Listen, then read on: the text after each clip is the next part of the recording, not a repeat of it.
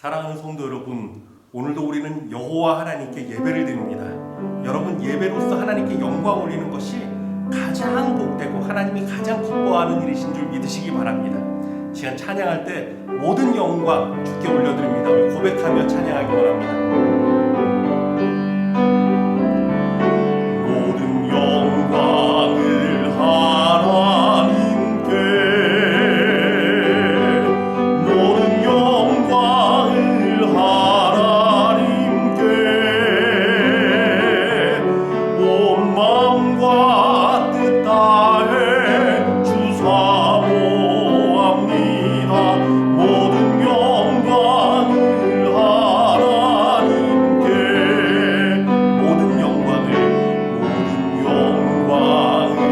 하나님께, 모든 영광을 하나님께,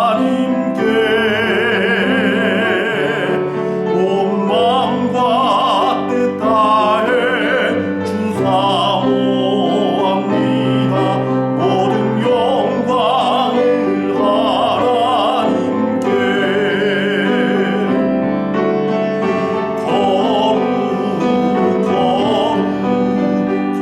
거룩하신 주, 전능하신 하나님,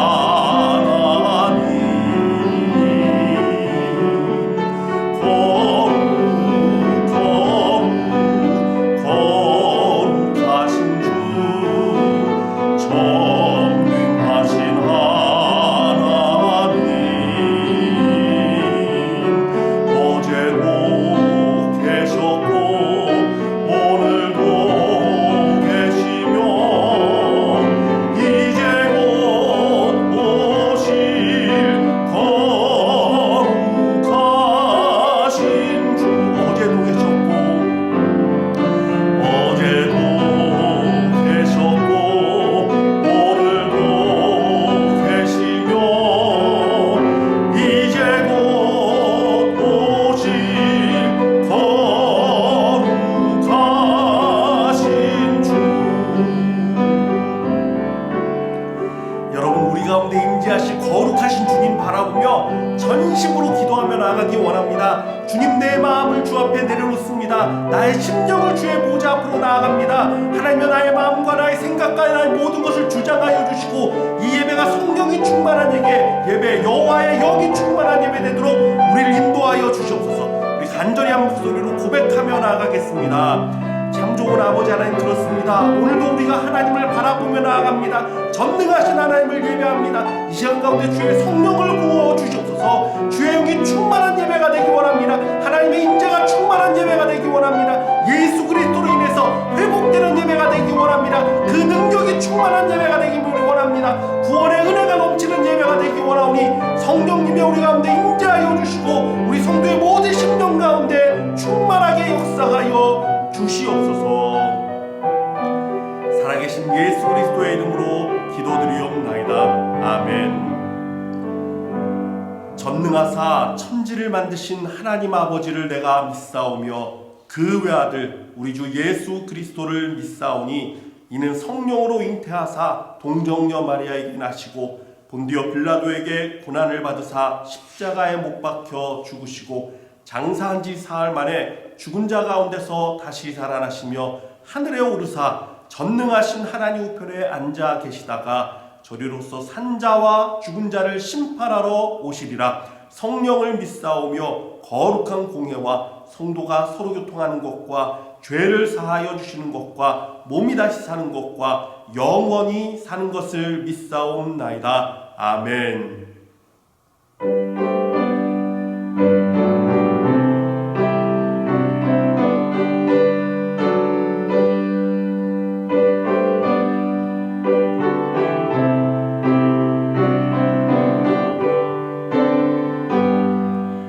나의 갈 길 다가도록 예수 인도하시니 내 주 안에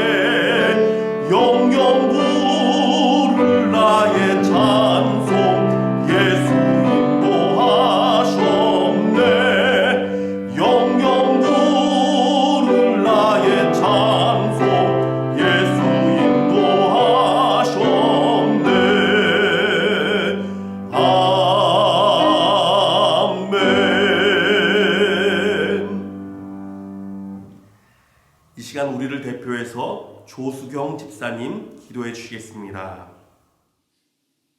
할렐루야. 새 노래로 여호와께 노래하며 성도의 모임 가운데서 찬양할지어다.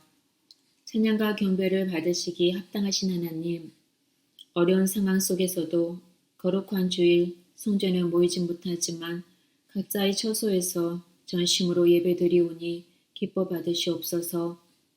한 주간의 삶을 돌아봅니다. 그리스도 예수 안에서 우리의 쓸 것을 채우시니 감사하고, 두렵고 절망이 찾아왔을 때도 도와주시고 의로운 오른손으로 붙들어 주심에 감사드립니다. 내가 거룩하니 너희도 거룩하라 하셨는데 말씀 안에서 신실하지 못하였고 행함이 있는 믿음으로 하나님과 사람을 사랑하며 말과 혀로만 한 적도 있었습니다. 이 시간 죄 앞에 연약한 저희를 자비와 긍휼로 용서하옵시고 바르게 세워주시옵소서. 하나님, 저희가 언제쯤 성전에 모여 하나님께 예배드릴 수 있을까요? 힘을 다해 예배드리던 그 감격을 언제 다시 찾을 수 있을까요? 그때가 너무도 그립고 간절합니다. 원하옵건대 속히 전염병으로부터 저희를 구원하여 주시옵소서. 하나님을 모르고 믿지 않는 불쌍한 영혼들, 미전도 종족들이 예수님을 영접하고 구원받은 자녀로 자립할 수 있는 믿음과 상황도 허락하시고 선교사님들과 주의 일에 힘쓰는 모든 자들의 수고가 주 안에서 헛되지 않은 줄 아시오니 말씀 붙들고 힘든 상황 속에서도 승리하시길 기도합니다. 다음 세대 우리 자녀들 혼돈의 시대를 살고 있지만 말씀하신 대로 너희는 이 세대를 본받지 말고 오직 마음을 새롭게 함으로 변화를 받아 하나님의 선하시고 기뻐하시고 온전하신 뜻이 무엇인지 분별할 수 있도록 인도해 주시옵시고 저희가 살고 있는 미국과 우리 주 대한민국과 불쌍한 북한 땅에 하나님께서 평화와 눌린 자유를 자롭게 함과 진리를 깨닫게 하옵시며 지금도 전쟁과 기근과 전염병과 자연재해와 영육 간의 고통 속에 있는 모든 자들에게 온전한 치유와 회복의 은혜를 베푸시길 바라옵나이다. 산 위에 세우신 소망교회, 하나님의 부르심의 소망이 무엇인지 깨닫고 삶으로 복음을 전하는 하나님의 백성 되게 하시고 수적으로도 부응하여 추수할 곳에 일할 일꾼들로 사용하시길 바랍니다. 이제 말씀 전하실 윤목 목사님, 하나님의 전신갑주 입으시고 말씀의 권의 날을 세워 우리를 삼키려는 악한 영들을 물려주시옵시고 말씀 안의 깨달음과 좋은 마음밭에 30배, 60배, 100배 열매 맺는 은혜를 주시옵소서. 시작하는 시간이 오니 마치는 시간까지 함께 하시는 성령님 의지하오며 감사드리며 예수님 이름으로 기도합니다. 아멘. 감사합니다. 하나님께서 오늘 우리 가운데 주시는 말씀은 사무엘하 7장 1절에서 3절까지 말씀입니다. 사무엘하 7장 1절에서 3절 말씀 우리 다 같이 읽도록 하겠습니다. 시작. 여호와께서 주위의 모든 원수를 무찔사 왕으로 궁에 평안히 살게 하신 때에 왕이 선지자 나단에게 이르되 볼지어다 나는 백향목 궁에 살거늘 하나님의 궤는 휘장 가운데에 있도다. 나단이 왕께 아뢰되 여호와께서 왕과 함께 계시니 마음에 있는 모든 것을 행하소서 하니라. 아멘. 기도하겠습니다. 사랑하는 아버지 하나님, 다윗이 여호와 하나님을 사랑했던 그 사랑 우리 가운데도 부어주시고 우리도 하나님을 생각하고 하나님을 영화롭게 하고 하나님을 존귀히 여기는 다윗과 같은 심령 되게 하여 주옵소서. 말씀이 선포될 때 그 영을 부어주시고 그 사랑을 우리에게 충만케 하여 주시옵소서. 살아계신 예수 그리스도의 이름으로 기도드리옵나이다. 아멘. 지난주 말씀을 나누었던 사무엘상이 사사시대에서 왕정시대로 넘어가는 과도기적인 격변기의 시대였다면 사무엘하는 드디어 이스라엘의 찬란한 왕정시대의 영화를 맛보는 시기였습니다. 이스라엘의 역사를 통틀어서 가장 축복을 누렸던 시기, 가장 큰 번영이 있었던 시기가 바로 이때입니다. 물론 그 영광을 따지자면 솔로몬 왕 때 더 많이 나타났지만 이것은 사실 다윗이 이뤄놓은 모든 업적 위에 그의 지혜를 조금 더하였을 뿐이고, 오히려 그의 말년에 나라의 기틀이 흔들렸던 것을 생각해 보면 다윗의 업적과는 비교할 수가 없습니다. 우선 다윗 시대의 영토를 살펴보면 북으로는 아람의 소바 왕국을 무너뜨려서 시리아 북부에 있는 유브라테스 강까지 영토를 확장시켰고, 아래로는 지긋지긋했던 블레셋을 완전히 점령하여서 이집트의 경계까지 이를 정도였습니다. 이 영토 확장이 의미가 있는 것은 이 영토가 바로 아브라함에게 약속하신 하나님의 그 언약의 경계에 있기 때문입니다. 창세기 15장 18절 말씀입니다. 그날에 여호와께서 아브라함과 더불어 언약을 세워 이르시되 내가 이 땅을 애굽 강가에서부터 그 큰 강 유브라데까지 내 자손에게 주노니. 아멘. 이 땅이 바로 이스라엘에게 주어진 진정한 약속의 땅이었습니다. 그런데 이 땅을 온전히 차지한 때가 다윗과 솔로몬 때밖에 없는 것을 여러분 혹시 아십니까? 여호수아 시대는 힘이 부족해서 다 점령하지 못했고, 솔로몬 이후에는 범죄함으로 인해서 이방 나라의 공격을 받아서 영토가 확 줄어들었습니다. 그래서 일반적으로 이스라엘의 영토를 말할 때 단에서 브엘세바까지라고 말합니다. 그것이 전부였기 때문입니다. 다윗 왕 때와 비교하면 5분의 1도 채 되지 않는 땅입니다. 이와 같이 다윗 왕은 이스라엘에게 황금 시대를 가져다 주었습니다. 경제와 문화가 그만큼 번성한 때도 없었고 유례없는 물질적인 번영이 뒤따랐습니다. 다윗이 살았던 BC 10세기의 이스라엘 사람은 충분히 자부심을 가져도 되는 풍요로운 민족이었습니다. 그들은 그 어떤 국가보다 행복한 나라였습니다. 이후 이스라엘이 남유대와 북이스라엘로 갈라서고 고난의 시대가 이르면서 그 행복한 시절을 꿈꾸는 향수에 젖어 사는 시대가 도래하게 됩니다. 그래서 유대 사람이 장차 도래할 메시아를 생각할 때에도 다시 태어난 다윗, 즉 새로운 다윗을 제외하고는 생각할 수가 없었습니다. 다윗의 이미지는 유대인들의 머릿속에 그만큼 깊게 새겨져 있었습니다. 제가 다윗의 시기의 축복을 이렇게 길게 말씀드리는 이유는 여러분의 삶이 최고의 축복과 영화를 누리기를 바라기 때문입니다. 사실 하나님께서 이스라엘에게 원하신 것도 그것이었습니다. 아브라함을 통해 주어진 그 축복을 온전히 누리고 살기를 원하셨습니다. 그러나 그들이 죄와 불순종으로 인해서 그 축복을 누리지 못했습니다. 줄어든 그 영토처럼 쪼그라든 삶과 정치적, 경제적인 혼란 가운데 나라는 갈라지고 계속되는 외세의 공격에 두려워 떨며 살아야만 했습니다. 그래서 여러분, 사무엘하 성경이 우리에게 주는 메시지는 분명합니다. 이스라엘 백성이 최고의 영화를 누렸던 때는 과연 무엇이 달랐는지, 다윗은 어떠한 심정으로 하나님을 섬겼기에 이러한 최고의 축복을 받았는지 우리는 똑똑히 보고 그 길을 따라 걸어야 합니다. 우리 삶에서도 하나님의 최고의 축복을 얻기 위해서 말입니다. 지난주와 마찬가지로 오늘도 사무엘 하의 주요 인물들을 살펴보며 다윗 이야기를 하려고 합니다. 우선 다윗 주위에는 군대 장관이었던 요압이라는 인물이 있었고, 다윗과 친구처럼 가까이 지냈던 나단 선지자, 그리고 다윗의 못난 아들이었던 압살롬이 있었습니다. 먼저 요압은 충신이자 동시에 눈에 가시 같은 존재였습니다. 먼저 요압의 공로는 말할 필요도 없습니다. 명실상부하게 그는 개국공신이고 다윗과 함께 모든 전장에 나가서 싸웠던 군대 장관이었습니다. 한때는 다윗의 은밀한 부탁을 받고 전쟁터에서 일부러 우리아를 죽게 하는 더러운 일도 서슴지 않았던 다윗의 해결사 역할도 자처했던 사람입니다. 하지만 여러분, 죄로 얽매여진 관계는 항상 끝이 좋지 않습니다.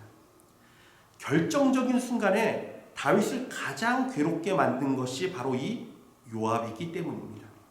다윗의 아들 압살롬과의 전투에서 다윗은 모든 군사를 모아놓고 부탁을 했습니다. 아들 압살롬만큼은 너그러이 대해달라고 말입니다. 즉 그의 생명은 제발 건들지 말아라 라고 부탁한 것입니다. 그리고 압살롬이 상수리 나무에 머리가 걸려 매달렸을 때 다윗의 다른 군사들은 그를 치기를 두려워했습니다. 그러나 요압은 가서 살아있는 압살롬의 심장을 찔렀습니다. 그리고 죽은 아들로 인해 슬퍼하는 다윗에게 찾아가서 아주 모진 말로 위협을 가합니다. 사무엘하 19장 6절에서 7절 말씀입니다. 이는 왕께서 미워하는 자는 사랑하시며 사랑하는 자는 미워하시고 오늘 지휘관들과 부하들을 멸시하심을 나타내심이라. 오늘 내가 깨달으니 만일 압살롬이 살고 오늘 우리가 다 죽었다면 왕이 마땅히 여기실 뻔하였나이다. 이제 곧 일어나 나가 왕의 부하들의 마음을 위로하여 말씀하옵소서. 내가 여호와를 두고 맹세하옵나니 왕이 만일 나가지 아니하시면 오늘 밤에 한 사람도 왕과 함께 머물지 아니할지라. 그리하면 그 화가 왕이 젊었을 때부터 지금까지 당하신 모든 화보다 더욱 심하리이다 하니. 어떻게 이렇게 왕에게 험한 말을 할 수 있었을까요? 물론 그가 군대를 장악하고 있는 실권을 가진 사람이었던 것도 한 이유였을 것이고, 어쩌면 다윗의 살인 청부 부탁을 들어준 기억을 갖고 있는 그가 다윗의 약점을 쥐고 있다라고 생각했을 수도 있습니다. 그의 오만한 일은 여기에 그치지 않았습니다. 점점 커지는 그의 세력을 저지하기 위해 다윗은 압살롬의 군대 장관이었던 아마샤로 요압을 대신하여 군대 장관을 세우려고 했습니다. 하지만 요압은 이것도 막기 위해 무고히 아마샤 장군을 죽이고 곧장 세바의 난을 진압하는 공을 세워서 다윗으로 하여금 군대 장관의 다른 선택지가 없게끔 만들어 버립니다. 후에 다윗은 아들 솔로몬에게 왕위를 물려주면서 그의 심정을 이렇게 이야기합니다. 열왕기상 2장 5절에서 6절 말씀입니다. 스루야의 아들 요압이 내게 행한 일, 곧 이스라엘의 군대의 두 사령관 넬의 아들 아브넬과 예델의 아들 아마샤에게 행한 일을 내가 알거니와 그가 그들을 죽여 태평시대에 전쟁의 피를 흘리고 전쟁의 피를 자기의 허리에 띤 띠와 발에 신은 신에 묻혔으니 내 지혜대로 행하여 그의 백발이 평안히 수월에 내려가지 못하게 하라. 요압의 행위는 다윗의 심령에 뼈에 사무치도록 아프고 괴로운 일들이었음이 분명합니다. 그런데 참 이상하죠. 다윗은 그의 생애에 다시 요압을 쳐내려는 시도를 하지 않습니다. 왜 그랬을까요? 크게 두 가지 이유를 생각해 볼 수 있습니다. 첫째는 자신의 원한을 갚는 일로 인해서 무고한 백성들이 피 흘리는 일을 원치 않았기 때문입니다. 다윗은 언제나 그랬습니다. 적군에 관해서는 철저하게 칼을 들고 냉정하게 행동했지만 같은 민족, 같은 하나님의 백성들의 일 가운데에서는 언제나 평화를 선택했습니다. 자신의 마음이 아무리 괴롭고 힘들어도 평화의 시대에 무고한 사람의 피를 흘리는 것은 원치 않았기 때문입니다. 둘째, 다윗은 하나님의 인도하심에 따라가려 했던 사람입니다.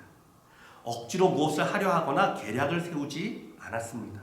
특별히 자신의 죄와 연결된 일이라면 하나님의 징계의 손길을 거부하지 않았습니다. 거만하게 행한 요압을 바라보면서도 하나님의 때에 하나님께서 치실 것을 가만히 기다렸습니다. 그리고 결국 아들 솔로몬이 왕권을 세울 때 솔로몬은 아도니아와 함께 반역의 길에 들어섰던 요압을 마침내 칼로 처형하게 됩니다. 어느 누구도 무고한 사람이 죽거나 피 흘리지 않았습니다. 다윗의 인내와 오래 참음이 그 시대의 평화를 이끈 것입니다. 여러분, 축복과 영광의 시대에 합당한 삶은 요압과 같은 삶이 아닙니다. 요압은 언제나 자신의 이익만을 따라 행했던 사람입니다. 자신의 이익이라면 악한 일도 서슴지 않았고, 경쟁자가 있다면 그를 죽여서라도 그 자리를 차지해야만 하는 성공과 명예에 미친 사람이었습니다. 그러나 결국 축복의 시대에 그는 비참한 최후를 맞이하게 됩니다. 두 번째 인물은 나단 선지자입니다. 나단은 다윗에게 마치 친구 같은 존재였습니다. 늘 왕궁에 자유롭게 드나들었고 다윗의 영적인 깊은 이야기도 충분히 나눌 수 있었던 사람입니다. 다윗이 여호와를 위해 성전을 건축할 마음이 들었을 때도 나단과 상의를 했습니다. 그리고 나단은 하나님의 음성을 듣고 다윗에게 전달해주는 귀한 선지자의 역할을 감당했습니다. 그뿐만이 아닙니다. 다윗이 우리아의 아내 밧세바의 일로 범죄하였을 때 요압 장군은 은밀하게 죄의 일을 거들어 주었지만 나단은 거침없이 드러내어서 다윗의 잘못을 지적했습니다. 자기 생각대로 지적질하고 무엇이 옳다 그르다를 이야기하는 것이 아니라 분명한 하나님의 말씀을 선포하여 하나님의 뜻을 알게 하였습니다. 이것이 나단 선지자의 특징입니다. 이후에 요압이 나단을 흉내내어서 다윗의 마음을 움직이는 장면이 나옵니다. 형을 죽이고 그슬 왕에게로 피신한 압살롬을 데려오기 위해서 지혜로운 여인을 불러서 마치 나단이 했던 것처럼 이야기를 만들어 다윗을 찾아가게 했던 것입니다. 과부인 여인이 다윗을 찾아가 호소합니다. 그에게 두 아들이 있었는데 서로 싸우다가 동생이 죽었다는 것입니다. 그런데 사람들이 찾아와서 남은 한 아들을 살인자라며 죽여야 한다는 것이죠. 그런데 이 아들마저 죽으면 자기는 기업이 끊기고 아무런 소망이 없어지는데 왕에게 도와달라고 청하는 것입니다. 긍휼이 많은 다윗은 이 여인에게 절대 아들을 죽게 하지 않겠다라고 약속을 합니다. 그러자 이 여인이 다윗에게 이렇게 말합니다. 사무엘하 14장 13절 말씀입니다. 여인이 이르되 그러면 어찌하여 왕께서 하나님의 백성에게 대하여 이 같은 생각을 하셨나이까? 이 말씀을 하심으로 왕께서 죄 있는 사람같이 되심은 그 내쫓긴 자를 왕께서 집으로 돌아오게 하지 아니하심이니이다. 이제는 죽은 아들이 아니라 살아있는 아들인 압살롬을 용서하고 받아줘야 한다는 것입니다. 여러분 참 그럴싸하지요? 그런데 그렇지 않습니다. 비유와 형식은 비슷합니다. 하지만 그 가운데 하나님의 뜻이 담겨 있지 않습니다. 하나님의 말씀이 없습니다. 다윗은 이것을 분별해야만 했습니다. 회개치 않는 아들을 일방적으로 용서한다고 문제가 해결되는 것이 아닙니다. 오직 하나님께 묻고 하나님의 방법을 쫓아가야 했습니다. 하지만 나단을 흉내내서 꾀를 낸 요압의 뜻을 따라서 압살롬을 데려옴으로 결국 큰 불행의 씨앗을 만들고 말았습니다. 사랑하는 성도 여러분, 내가 누구의 말을 귀담아 듣느냐는 정말 중요한 문제입니다. 그럴싸한 말과 재미있는 대화로 나를 이끄는 사람도 있을 것입니다. 자기 뜻대로 뭔가 가르치려는 사람도 만날 수 있습니다. 그러나 여러분, 진정 우리가 가까이 해야 할 사람은 하나님을 떠올리게 하고 하나님의 말씀이 기억나게 하는 사람입니다. 재미있게, 그럴싸하게 바른 이야기를 한다고 해서 거기에 진리가 있는 것이 아닙니다. 오직 말씀이 진리입니다. 그래서 여러분, 자꾸 말씀이 있는 곳에 귀를 기울이는 습관을 가져야 합니다.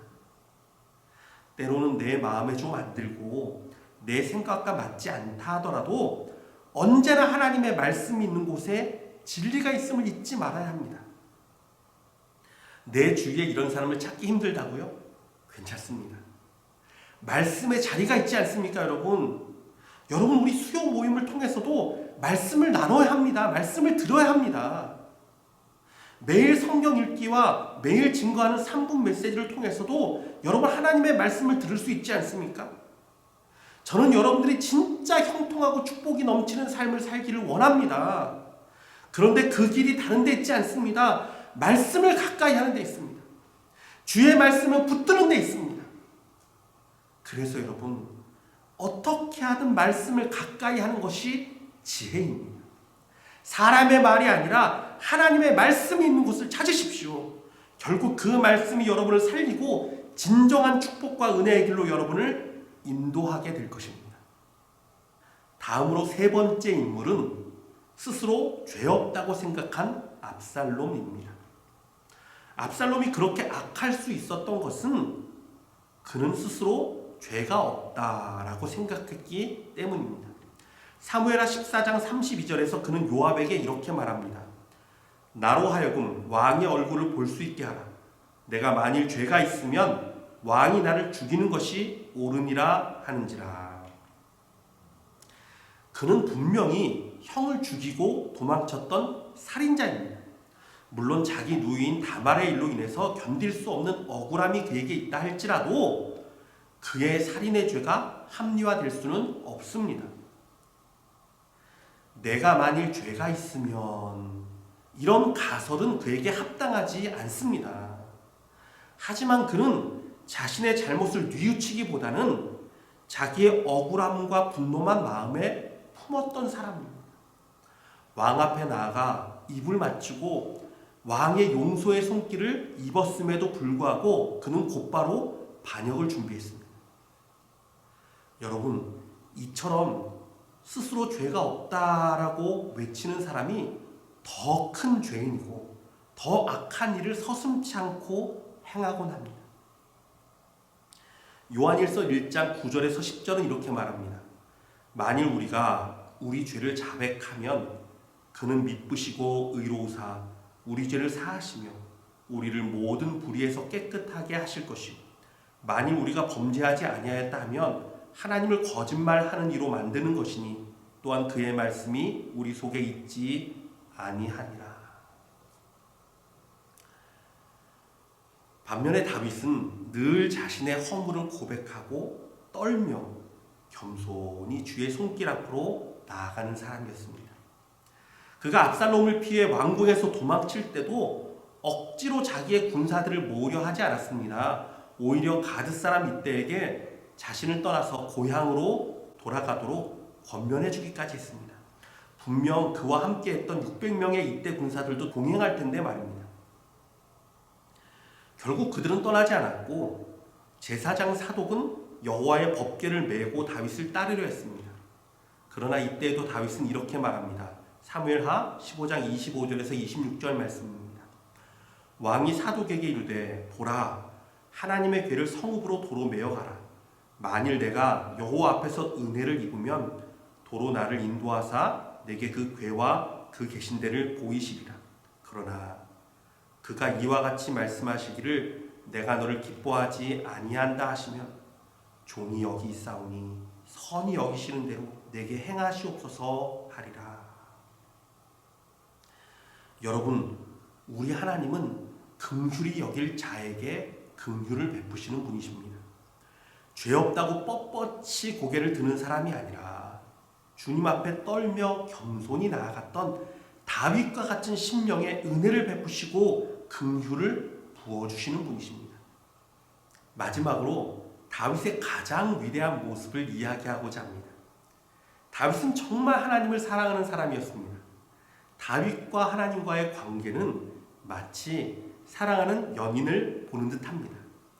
하나님은 다윗의 집을 지어주시고 그를 존귀케 만들어주시고 다윗은 여호와의 거처를 생각하고 성전을 지으려 합니다. 단순히 그가 성전을 지어서 복을 받았다 이게 아니라 다윗과 하나님의 사이에는 깊은 배려심과 깊은 사랑이 느껴집니다. 먼저 사무엘하 5장 11절에서 12절은 다음과 같이 기록하고 있습니다. 두로왕 히람이 다윗에게 사절들과 백향목과 목수와 석수를 보내매 그들이 다윗을 위하여 집을 지으니 다윗이 여호와께서 자기를 세우사 이스라엘 왕으로 삼으신 것과 그의 백성 이스라엘을 위하여 그 나라를 높이신 것을 알았더라. 아멘. 사실 그 전까지 다윗은 제대로 된 왕궁이 없었습니다. 왕정시대 초기라 모든 것이 갖추어지지 않았던 때였기 때문입니다. 그런데 느닷없이 두로 왕이 백향목과 사람을 보내서 다윗의 왕궁을 지어주겠다는 것입니다. 당시에 혁혁한 공을 세우면서 승리하던 다윗과 친분을 맺으려 했는지 몰라도 그는 아주 훌륭한 백향목 궁을 지어줬습니다. 이 일을 통해서 다윗은 분명히 깨달은 것이 있었습니다. 이것이 하나님의 은혜구나. 하나님이 나와 이스라엘을 이렇게 높여주시는구나. 나같이 아무것도 아닌 정말 양치기에 부족한 자를 왕으로 세워주시고 이제는 내가 짓지 않은 성읍을 다른 사람을 통해 지어서 나에게 주심으로 이렇게 거룩한 성전에 거룩한 왕궁에 들어가게 하시는구나. 하나님의 은혜를 깨달았어요. 하나님의 은혜를 생각했어요. 그리고 7장에 가서 여호와께서 주위의 모든 원수를 무찌르사 왕으로 궁에 평안히 살게 하신 때에 바로 그때 다윗은 하나님의 거하실 곳을 생각합니다. 나는 하나님이 주신 백향목 궁에 거하는데 우리 하나님의 궤는 휘장 가운데 천막 가운데 있구나. 이것을 생각하게 된 것이. 이것을 생각하니 다윗이 견딜 수가 없었습니다. 사랑하는 우리 주님께 합당한 곳을 만들면 좋을 텐데. 여러분 이것을 한번 보십시오. 하나님은 다윗을 계속 축복해 주시고 다윗을 계속 사랑하시고 다윗을 계속 높여주시려고 하고 다윗은 계속해서 하나님의 은혜를 생각하고 감사하고 여호와의 은혜를 갚고자 모든 마음을 다합니다. 얼마나 아름다운 광경입니까? 사람들은 평안해지고 근심이 사라지면 자신의 욕망을 채우려 합니다. 그런데 다윗은 더 주의 은혜를 생각하고 감사하고 주를 사랑했습니다. 이것이 다윗의 진정한 축복의 비결이었습니다. 여러분 돌이켜보면 사울은 평안의 때에 자기를 위한 기념비를 세웠고 사사 기드온은 승리 이후에 자기를 위해 금으로 에봇을 만들었으며 삼손은 승리 후에 기생의 집을 찾아갔고 이스라엘은 출애굽 후에 금송아지를 만들었습니다. 심지어 아담과 하와도 평안의 때에 선악과를 따먹고 하나님처럼 되고자 했습니다. 그러니 이 인간의 속성을 아시는 하나님이 계속되는 평안을 주실 수가 없는 것입니다. 때로는 환난과 때로는 어려움과 때로는 낙심의 길을 걷게 하셔서 하나님을 붙들게 하시고 하나님을 의지하게 하십니다. 그러나 여러분 다윗과 같은 사람이 나오면 하나님이 뭐가 부족해서 복을 안 주시겠습니까? 은혜를 입을수록 더욱더 주님을 사랑하고 평안할수록 더욱더 주께 감사하며 주 앞에 나오는데 말입니다. 여러분 평안할 때 주를 더 사랑하는 것 당연한 듯 보이지만 사실은 쉽지 않습니다. 왜냐하면 하나님은 우리의 눈에 보이지 않기 때문이에요. 사람은 눈에 이끌리는 것을 사랑하게 되어 있습니다. 그렇지 않습니까? 그러면 어떻게 해야 할까요? 우리의 마음의 눈을 열어야 합니다. 우리의 생각의 눈을 떠야 합니다. 말씀을 통해 늘 주님을 묵상하며 주의 사랑을 고백해야만 합니다. 이것이 우리의 생각의 훈련입니다. 우리의 마음과 생각을 주께 둘 때에 그때 나도 진정으로 주님을 사랑할 수 있게 되는 것입니다. 사랑하는 성도 여러분, 시편의 다윗처럼 하나님을 늘 생각하는 우리가 되기를 원합니다. 평안을 주실수록 은혜를 주실수록 더 주님을 사랑하는 우리가 되기를 원합니다. 세상 사람들은 눈에 보이는 것을 쫓아가고 눈에 보이는 것을 사랑한다 해도 우리는 마음의 눈을 열고 말씀의 길을 쫓아서 살아계신 하나님을 늘 바라보고 사랑하는 다윗과 같은 자가 되시기를 주님의 이름으로 축복합니다. 이 시간 우리 같이 찬양하기 원합니다. 시선이라는 찬양입니다. 주님, 내가 마음의 눈을 열어서 마음의 시선을 주님께 두고 하나님을 바라보며 살겠습니다. 하나님을 사랑하며 살겠습니다.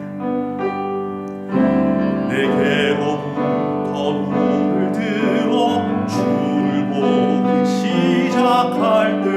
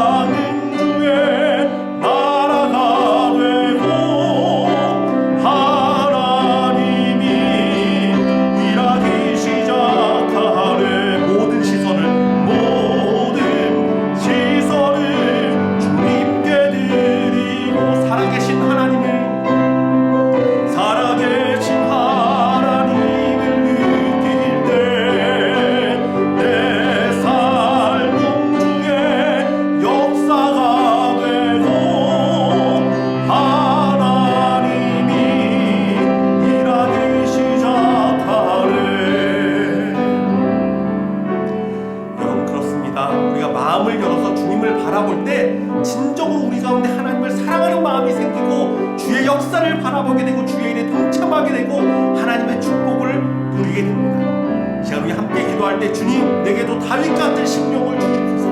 평안할 때 은혜 주실 때 더 주의 은혜를 바라보고 더 주님을 사랑하고 더 주님의 은혜에 감사하는 심령 되게 해달라고 간절히 한 목소리로 기도하겠습니다. 참 좋은 아버지 하나님, 그렇습니다. 우리가 그러한 삶을 살기 원합니다. 주님께서 은혜 주실 때 더 주님을 사랑하게 하여 주옵소서. 평안할 때 더 주님을 붙들게 하여 주옵소서. 언제나 주님의 말씀을 붙들고 의지하는 자 되게 하여 주시고 언제나 하나님을 사랑하는 자 되게 하여 주옵소서. 다윗처럼 마음의 문을 열고 나의 시선을 주 앞에 드리고 주님을 더 사랑하는 자 되게 하여 주시고 주님을 더 생각하는 심령 되게 하여 주옵소서. 그리하므로 우리도 우리의 삶에 다윗의 영광과 축복이 임하기 원합니다. 다윗의 그 놀라운 아버지의 평안이 임하기 원합니다. 하나님이 주시는 그 은혜를 온전히 누리기 원합니다. 주님 우리의 삶을 최고의 삶으로 만들어 주시옵소서. 주님을 사랑하고 우리 성도들 가정가정에 하나님의 은혜를 부어 주시옵소서.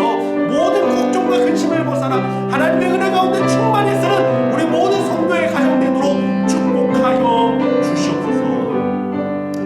살아계신 예수 그리스도의 이름으로 기도드리옵나이다. 아멘.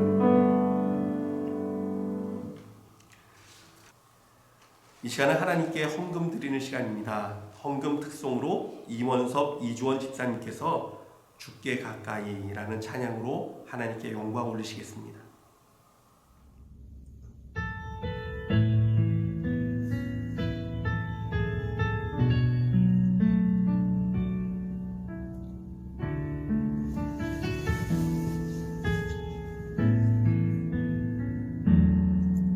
주께 가까이 날 이끄소서. 간절히 주님만을 원합니다. 채워주소서. 주의 사랑을 진정한 찬양 드릴 수 있도록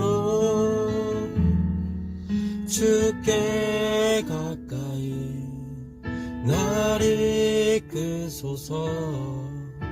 간절히 주님만을 원합니다. 채워주소서. 주의 사랑을 진정한 찬양 드릴 수 있도록 목마른 나의 영혼 주를 부르니 나의 맘 만져 주소서. 주님만을 원합니다. 더 원합니다. 나의 맘 만져 주소서. 목마른 나의 영혼 주를 부르니 나의 맘 만져 주소서. 주님만을 원합니다. 더 원합니다. 나의 맘 만져 주소서.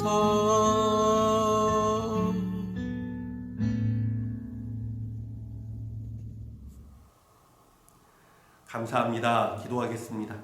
사랑하는 아버지 하나님, 주께 하나님 가까이 하길 원하는 마음으로 하나님을 찬양했던 이원섭 집사님 가정을 축복합니다. 하나님 이 가정 가운데 진정으로 목마른 심령, 하나님을 간절히 간구하는 심령 되게 하여 주시고 여호와 하나님께서 그들의 마음을 어루만져 주시고 찬양의 가사처럼 하나님의 은혜와 하나님의 사랑을 충만히 붙드는 복된 가정 되도록 주여 축복하여 주시옵소서. 우리 모든 성도의 가정에도 예수 그리스도로 인해 다윗과 같은 그 축복을 누리게 하여 주시고 다윗처럼 주님을 더 사랑하는 우리 모든 성도들 가정 되도록 은혜 베풀어 주시옵소서. 주 앞에 예물을 드리고 나아가는 우리 성도들 기억하여 주시고 더 하나님의 사랑으로 부어주시고 하나님의 축복으로 함께하여 주시옵소서.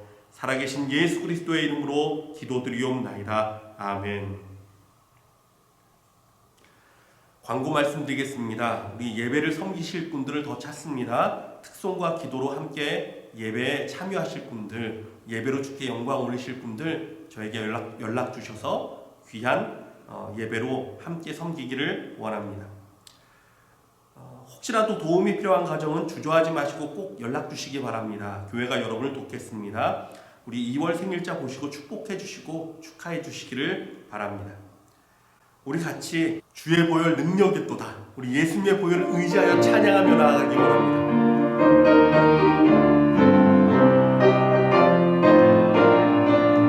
주의 보혈 능력이 또다. 주의 피 믿어. 주의 보혈 그 어린 양의 매우 귀중한 피보다. 주의 보혈 능력이 또다. 주의 피 믿어.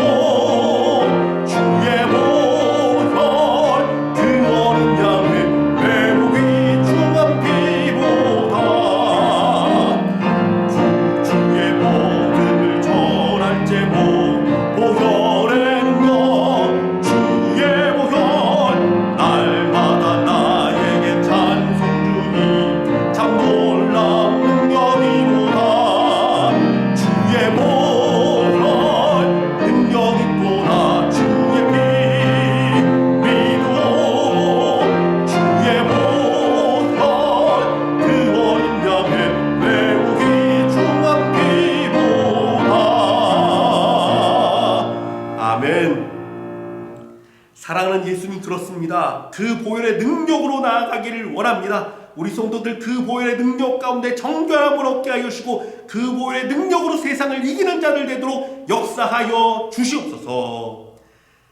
지금은 우리 주 예수 그리스도의 은혜와 하나님의 극진하신 사랑과 성령님의 위로 감동 역사하시는 충만하신 은혜가 다윗과 같이 하나님을 사랑하는 심령으로 늘 하나님을 생각하는 마음으로 살기를 원하는 우리 각 성도들 가정과 심령 가운데, 우리 선교사님 가운데, 이 땅과 열방 가운데 지금부터 영원토록 항상 함께 계시기를 축원하옵나이다.